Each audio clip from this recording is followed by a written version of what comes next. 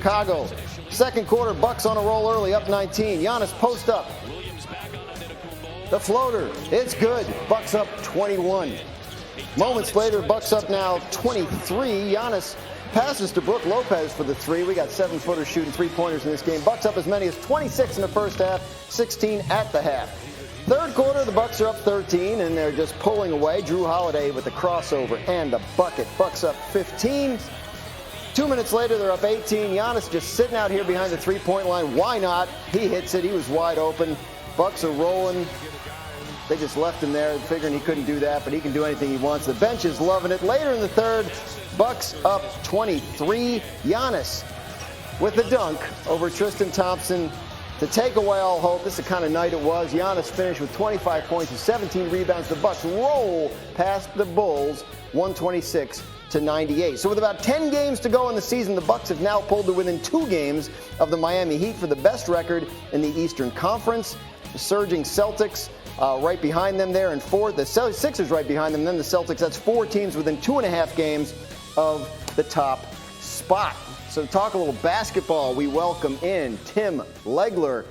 Brian Windhorst was Brian Windhorst around? Brian's going to join us in a little bit. But we got Tim Legler here, and there he is. There's Brian.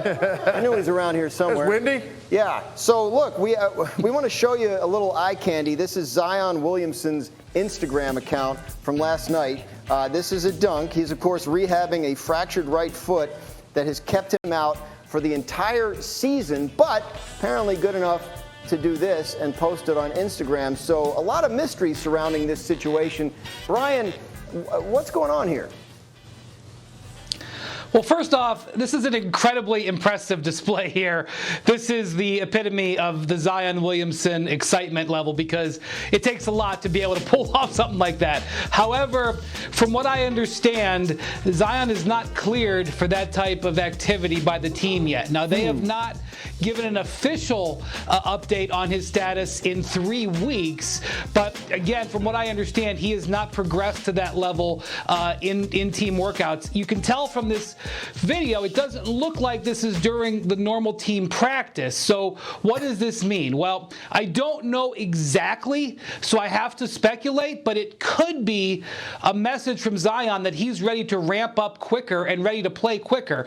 And this has been a tension point with Zion dating back to his rookie year when the Pelicans were very slow to bring him back from a knee injury. The Pelicans, because he's had several setbacks just with this injury throughout the course of this season, they have been very, very slow to integrate him back in. And while they haven't said he's out for the year officially, if he hasn't been cleared for 1-on-1, much less 3-on-3 or 5-on-5, figuring he could come back in 3 weeks seems unlikely. So this could be Zion sending a message that he's ready to ramp up faster.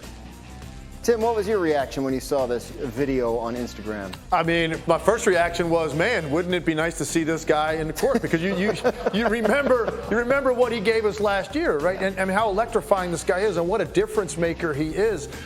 So for me to see this, all that does is frustrate Pelicans fans because they're going, wait a second.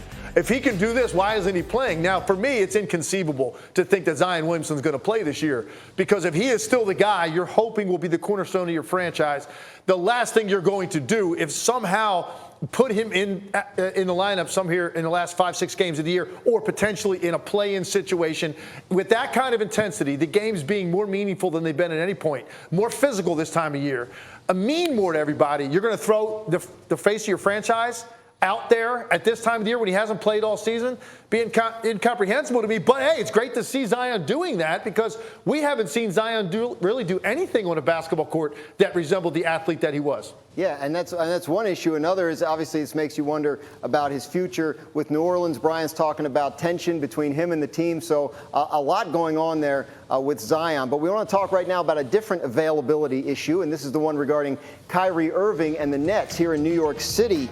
New York City Mayor Eric Adams yesterday talking about the possible rollback of the COVID-19 employer mandate that is keeping Kyrie from playing. He said, right now we're going to take some complaints. When this is all said and done, people are going to realize this is a thoughtful administration and we got it right. So baseball, basketball, businesses, all of those things, they will have to wait until that layer comes. So, Brian, that sure does not sound like a mayor who's about to lift the restrictions that would allow the unvaccinated Kyrie Irving to play basketball in New York City. What do you make of this situation with Kyrie and the Nets, as there's only 10 games left in the regular season? Yeah, and obviously the situation with baseball, that's an outside sport. So if he is being, if he wants to take time on an outside sport, certainly the inside sport is going to face scrutiny. Also, over the last couple of days, the case levels in New York City have slightly increased, as we've seen that in Europe with the subvariant of the Omicron situation. And so that's a concern. If you're a Nets fan, you don't want those case levels to go up, because that will make it unlikely they will peel that back. And also, if you're a Nets fan, right now, Toronto is in the 7th spot and Brooklyn is in the 8th. If it were to end that way, Kyrie couldn't even play in the road play-in game that would be first. So at this moment, I don't know what's going to happen. It doesn't look great. And Eric Adams, the New York City mayor, has doubled, tripled, and quadrupled down that he is not going to be pressured to have Kyrie and these other guys play. You see these numbers. When he plays, he's pretty much unbelievable. But 10 games left, right? 6 of them are at home and 1's at Madison Square Garden. He can't play in any of those. And then Brian mentions they get to the play-in. Toronto don't want to hear it either. He's not going to be able to play up there. So how much trouble are the Nets in if they can't have him regularly? Yeah, deep trouble. Look, you've got Kevin Durant on your team. You can win a one-game situation where you've got to get out of the play-in. And so that won't surprise me if Kevin Durant can do something spectacular. But when you start to get into a 7-game series, if they escape that, and now you're playing the best of 7 against one of the top teams in the East, and you don't have Kyrie Irving for half of that series, Kevin Durant is just going to get nothing but blitzes every time he crosses half court. I saw Dallas do that to him in Brooklyn, a week and a half ago. And Dallas ended up winning that game with a buzzer beater, but they played terribly that night. And they're not even a great team, and they still beat Brooklyn because they just took the ball out of Kevin Durant's hands all night. They don't have the dynamic playmaking outside of him. So I don't see them winning a 7-game series if Kyrie Irving is only available for part of that series. They can get to that point because they've got Kevin Durant. But when you start making adjustments against a great scorer and you can run different guys at him and he does not have that other dude out there to help him create offense, I think the Nets are going to have a very difficult time winning a series against Miami, Milwaukee, Philly, Boston. You take your pick. I think that's going to be a tough proposition. Yeah, and as we were just discussing, they still might have to win a game or two just to get into that kind of series. So big trouble with the Nets. Tim and Brian, thank you. I want you guys to pay attention to this. ESPN is running Memphis Grizzlies All Access today. It's an in-depth look at all things Grizzlies. And part of that coverage includes an interview of Ja Morant by our Malika Andrews. Take a look. From NFC to AFC. Next up is a short and simple one. You tweeted, "The NFL is king."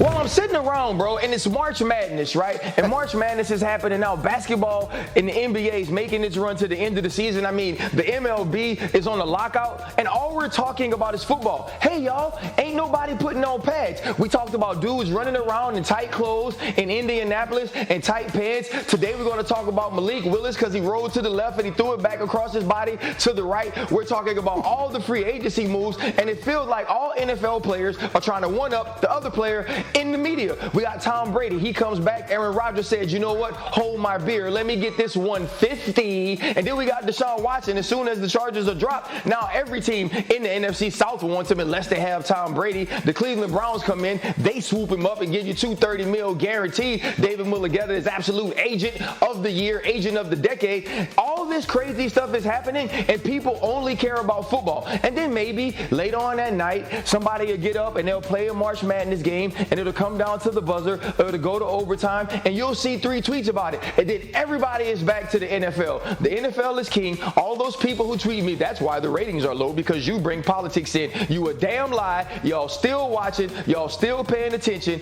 and the NFL will always reign supreme in this country. A lot to unpack there. The basketball games actually have been pretty good, but you're right. Finally, man, y'all really don't fool with Baker, huh? This is crazy.